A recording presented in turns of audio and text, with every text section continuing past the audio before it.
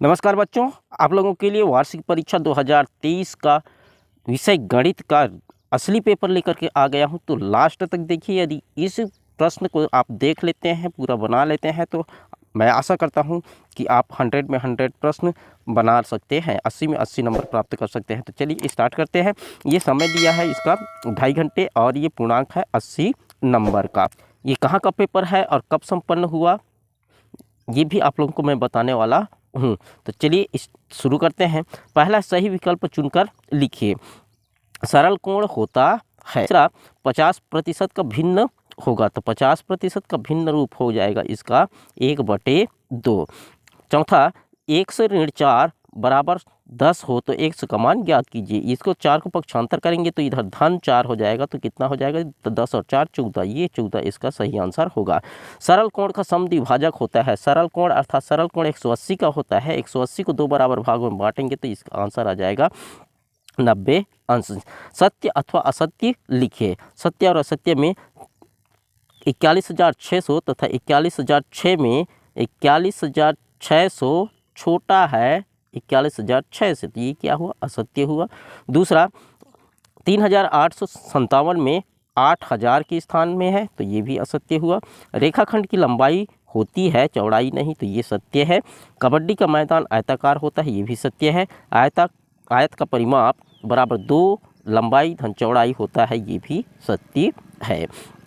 अगला प्रश्न देखते हैं। रिक्त स्थानों की पूर्ति कीजिए। रिक्त स्थानों की पूर्ति कीजिए में ऋण 18 धन, यदि यहाँ पे 18 रखते हैं तो 0 आएगा।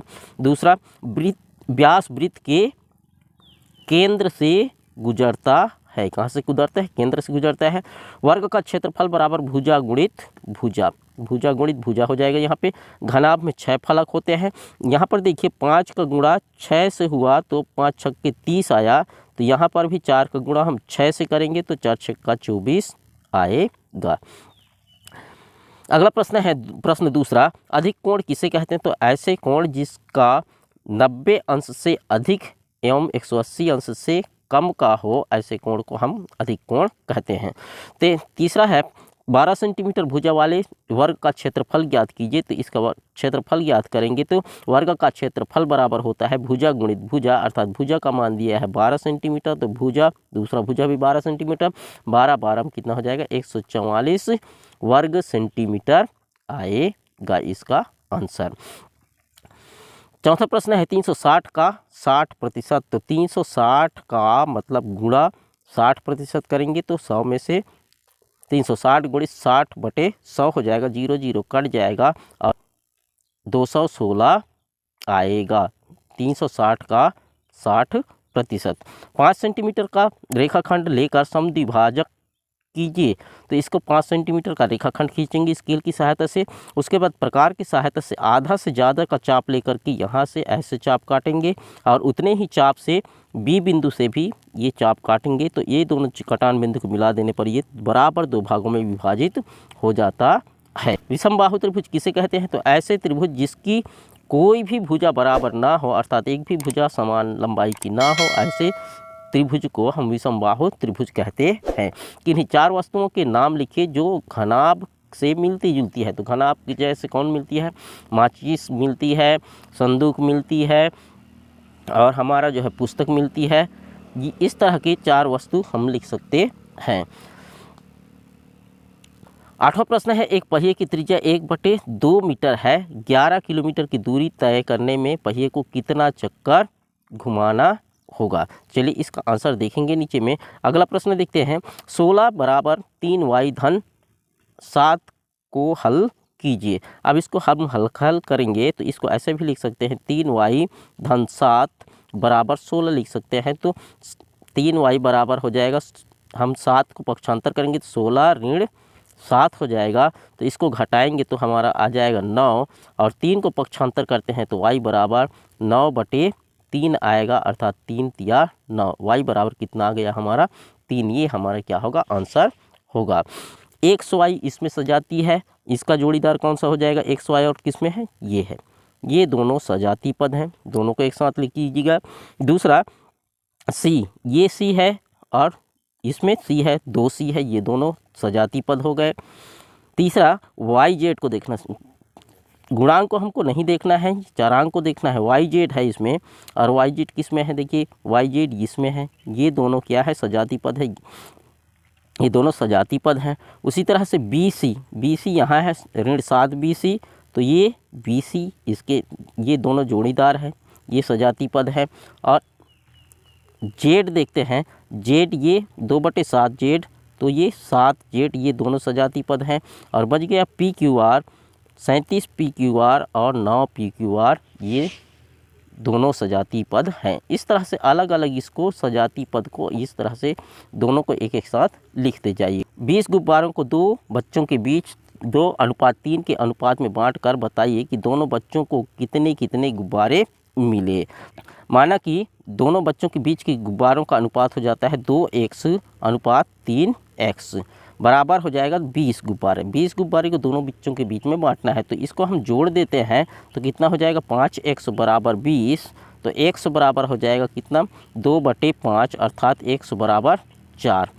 एक बच्चे को मिला, x का माना गया यहाँ पे 4, तो पहला बच्चे को मिला है 2x माने हैं हम, तो 2 में हम 4 का गुणा करेंगे तो कितना आ जाएगा, 8 आ जाएगा। एक बच्चे को मिला 8, और दूसरा बच्चे का अनुपात है 3x, अर्थात 3 में गुणा करेंगे 4 तो 4 तिया 12। एक बच्चे को 8 गुब्बारा मिला, दूसरे बच्चे को 12 गुब्बारा मिला। इस तरह से हम निकाल सकते हैं। 13वां प्रश्न है, दो संख्याओं का महत्तम समापवर्तक 13, लघुत्तम समापवर्तक 1889 है, तो उसमें से एक संख्या 117 हो तो दूसरी संख्या ज्ञात कीजिए। चलिए इसका आंसर देखेंगे। प्रश्न 14वां है, 7722 भागित 36 का भागफल तथा शेषफल ज्ञात कीजिए। 15वां प्रश्न है, 12 सेंटीमीटर की लंबाई का रेखाखंड AB खींचकर उसे 3 सेंटीमीटर, 4 सेंटीमीटर अथवा 5 सेंटीमीटर के 3 रेखाखंड क्रमशः AC, CD, DB में विभाजित कर AB ऋण CD बराबर AC धन BD को सत्यापित कीजिए।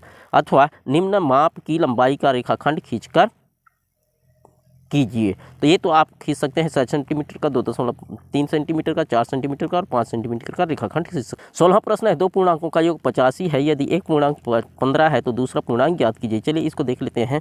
अथवा गुणनफल ज्ञात कीजिए। गुणनफल ज्ञात करेंगे तो 6 चौक 24 हो जाएगा, ऋण में ऋण का गुणा धन हो जाएगा, और गुणित 1 है तो 24 एक कम 24 हो जाएगा। इसका गुणा करेंगे तो 7 दूने 14 हो जाएगा, ऋण 14 गुणित 3, इसका गुणा करेंगे 14 तिया 42। यहाँ पे चिन्ह को देखिए, ऋण और ऋण का गुणा क्या हो जाएगा, धन हो जाएगा, धन 42 आएगा। प्रश्न 17वां है, एक शाला में 15 अगस्त के दिन कुल 300 टॉफियाँ लाई गई, उसमें से 99% छात्रों में बांटी गई, बची हुई टॉफियों की संख्या ज्ञात कीजिए। अब इसमें देखिए 100% होता है, 100% में 99% को हमने बांट दिया गया, तो 100% में 99% बट गया तो 1% बचा, तो 300 का 1% निकालेंगे, 300 टॉफी का 1% निकालेंगे, 300 गुणित 1/100 हो जाएगा, तो ये 0 0 कट जाएगा, 0 0 कट जाएगा, कितना बचा, 3 टॉफी बची। इस तरह से हम शॉर्टकट में भी इसको बना सकते हैं। इसको भी बना सकते हैं, दो पूर्णांकों का योग 85 है तो उसमें एक पूर्णांक 15 है तो दूसरा पूर्णांक है 15 है, दूसरे को मान लेते हैं हम x, और ये कितना है 85, बराबर दोनों का योग 85 आता है।